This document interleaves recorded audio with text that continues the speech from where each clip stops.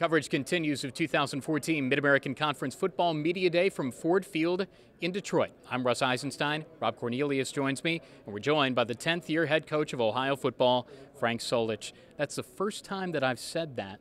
10th-year head coach of Ohio football, Frank Solich. How does that sound to you? Sounds good to me. You know, I've enjoyed my time here. It's gone by very, very quickly. I think if you're surrounded by good people, which I am in terms of the administration, our president, you know, our coaches, our players, fans, it makes it a fun sport to coach and a fun job. And so time has gone by very, very quickly here for me. We'll delve into the retrospective of it all. We'll have the time on Bobcat TV moving forward. So we'll jump into the poll. Ohio was picked third in the MAC East. Your thoughts on that? I don't put a lot of thought into where we're picked preseason. You know, obviously the MAC is a very challenging conference. Almost anybody in the conference can jump up and win it. You know, I think that's based a lot on experience coming back, and obviously offensively we're going to be a very, very young football team. We have talent, and I think we can be very good. It may take a little bit of time to unfold the way we want it to, but we should be very, very good defensively, very, very good in special teams. And so I think when they pick these teams, they look at that, but that's all that means, you know, and there's a lot of games and a lot of water to go under the bridge, and I'm anxious for this season and for our players. You know, folks will probably ask you today a lot of questions about this offense. We've seen flashes out of Darius Vick before, and he's the #1 quarterback on this initial depth chart. Talk to us about Darius Vick and how much he has to grow, how much he has grown. Yeah, first of all, he's got a great deal of potential. You know, he's got a lot of respect from the players on our team. That's why he was elected captain. Sure. And so, you know, we need to make sure that we're building our offense around what our quarterbacks can do. And obviously, Darius has the ability to be a really, really good runner, has the ability to really be a good thrower. And if he can combine those things as well as making sure that he knows the game to where he's not making critical mistakes and there's not turnovers involved. And that goes for all of our quarterbacks. If they can put all that together, we can have ourselves a really, really good offensive football team. And there's not a team in the MAC that hasn't been an outstanding football team that didn't have an outstanding quarterback. So, you know, we're counting on that being the case. We like the guys that are all challenging for the position. Outstanding quarterback needs outstanding protection, and you have some serious experience back. 7 guys at least who played substantial minutes or started on that line right now. Mm-hmm.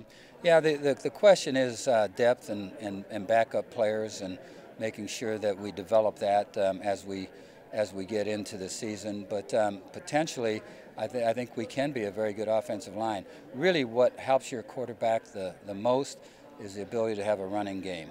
If you have a running game, you can take a lot of load off your quarterback. He doesn't have to be dropping back 50 times a game and throwing on what is not necessarily a throwing down. And so if you can get some yards on the ground, then you can operate your quarterback the way you want to operate him.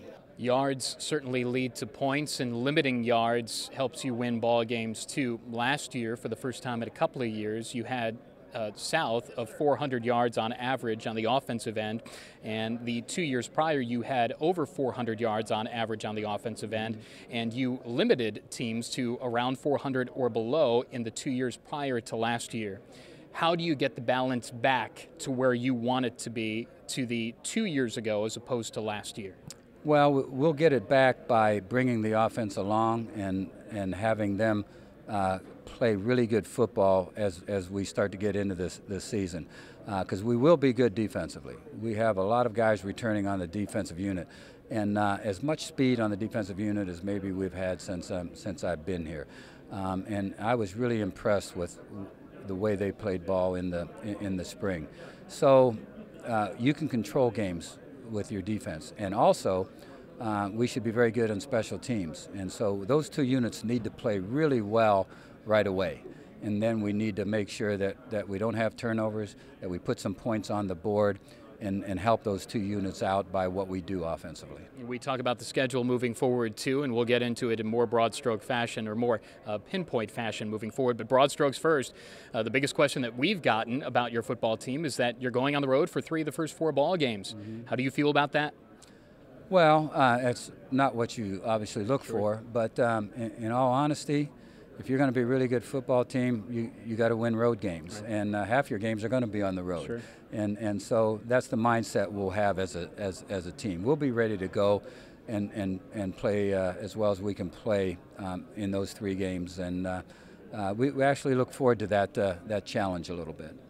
What, Coach, was the mindset coming out of last year, out of the St. Pete game? Obviously, you go to a bowl game, doesn't end the way you wanted. What was the team's mindset going into spring and now obviously going into summer? How did they take the way the season came to an end? They were frustrated. They were disappointed in what we got accomplished last year, and their attitude is not to let that happen again. They want to take forward steps with this football team and this football program, and so I've been really pleased with their work ethic in the off season and what they've been all about. One of the better off-season teams maybe that we've had for a long time, and I think the leadership is going to be great on this football team. You know, our captains and Unity Council, they've already come forward with more ideas about what they would like to see happen in our approach to things, and I'm taking a lot of those things into account. And so our team is filled with leaders, I truly believe. You don't really find that out until after you get in the mix battle, sure. and find out how they react when things don't go well. But I think the potential is there, and so I'm looking forward to the year for these guys. We always ask about how your summer went. Aside from football, how was your summer? It's good.